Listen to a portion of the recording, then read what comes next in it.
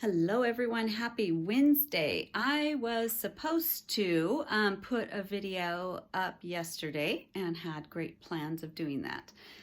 It was about our Shalom Stealers and I had it all researched and I had a great subject.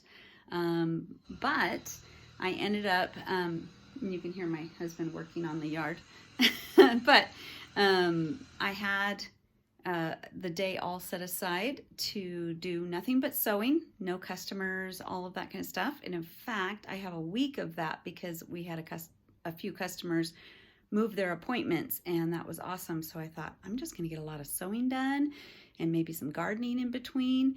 And then I started getting phone calls from all kinds of people that I haven't heard of forever, messages, stuff. And then I had a bride yesterday who said, hey, I need to stop by and give you that lace for your dress. I'll be right over. And I waited and waited and waited the entire day, not doing my video, thinking that any moment she could be here, so I better just wait till she's gone. And the whole day was gone, and so I didn't get to do that. So instead of Shalom Stealers that I was going to talk about, let's talk about distractions. And that has been my year, my week has been distractions.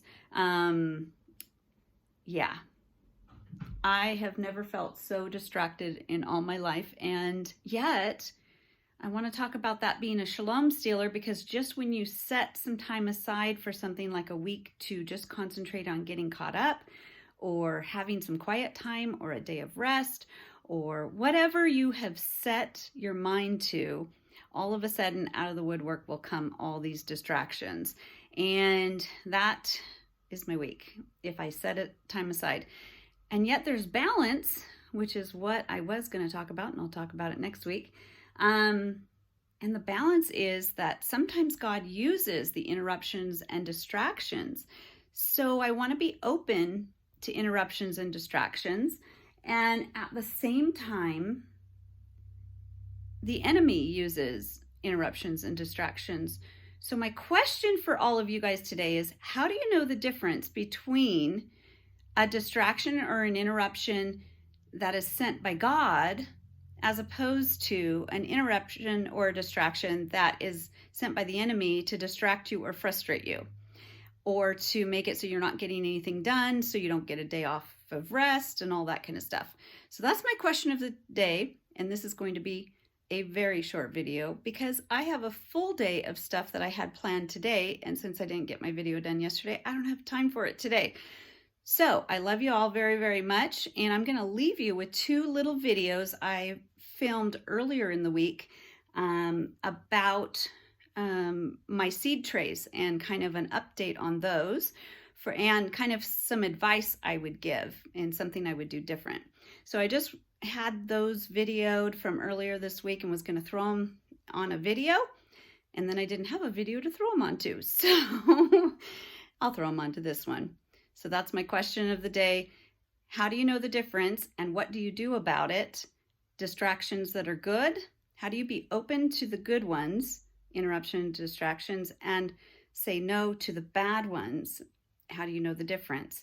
And speaking of that, in my little clip of the video for the seed trays, I had an interruption, which I thought was a really good one. I was trying to video that, and Gertie the squirrel came up for a peanut. So go ahead and watch this, and you guys have a great Wednesday, a great week, and I'll see you on Friday. See you in the next video. Shalom, my dear friends. Love you. Come on, Gertie. Come here. Come on. Yeah, because she's afraid to get near Dutchie. Yeah. Come in. Well, she might go over on the other side of the fire pit. There you are. Come on. Come on. I'm on my hands and knees here.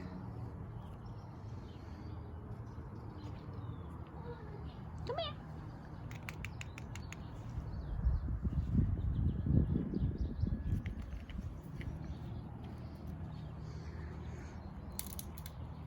There you go. So what I was going to do is video this really quick for you guys, but then Dutchie was here and the squirrel was coming. But I wanted to show you what I made may do differently. Our trays are doing pretty good. I was able to, the last few days, bring them outside whenever there was sun, so I didn't have to worry about grow lights. My broccoli over here got a little leggy, and that's bad because it won't survive if it gets too leggy, and that means it's reaching for light.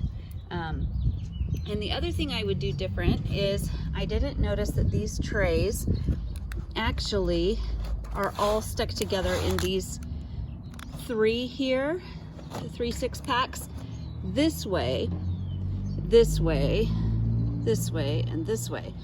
So I ran my rows this way, and what I like to do, as soon as one of the groups sprouts, I like to take the lid off, or at least remove them from that section, because the ones that still have seeds, like the onions, still need to pop up.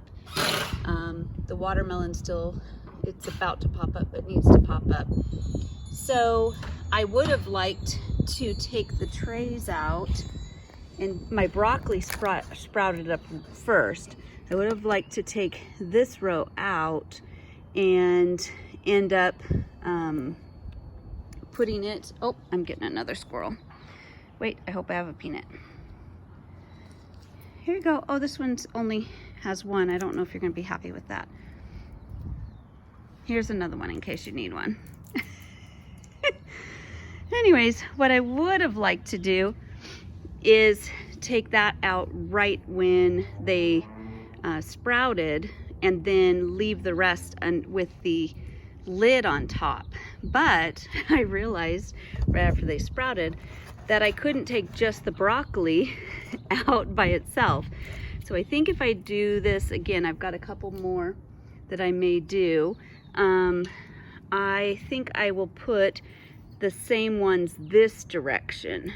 So plant them like this, this, and this. And then I think that I will be safe.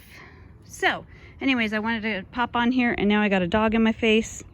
Hey, what are you doing? Oh, anyways, thought I'd pop in here and just tell you about that, and wish you well.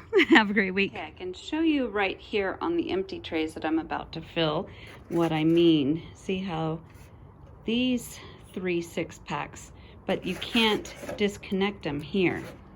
You can only, so like I said, I think I'm going to now do stuff here that is all the same instead of this direction.